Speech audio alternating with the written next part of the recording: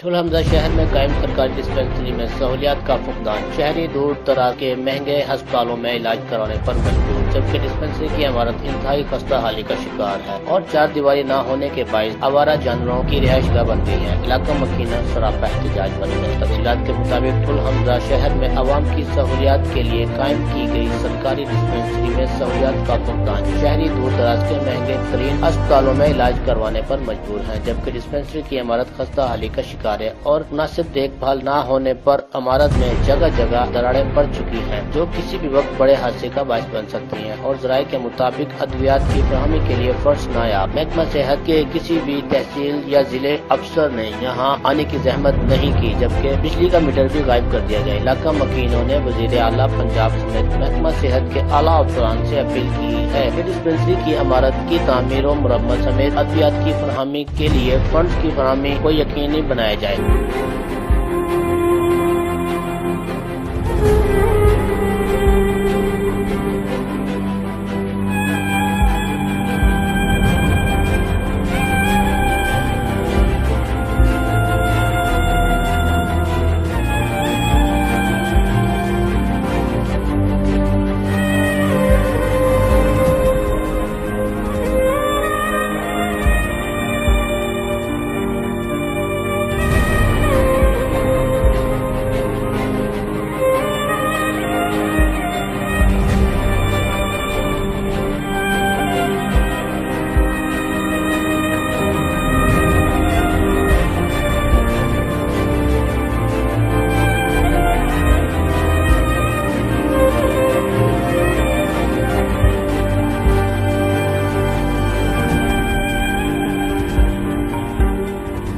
تاکہ ٹھل حمزہ کی عوام اس سے مستفید ہو سکیں۔ اس موقع پر صدر پریس کلب مرسلین خان، قبول مشتاق، مسعود محمد اسلم، ملک شفیق اقبال، چودھری محمد عارف اور سخاوت شاہ بخاری موجود تھے۔ کیمرہ مین ٹیم کیمرہ محمد شفیق، راز نیوز، ٹھل حمزہ۔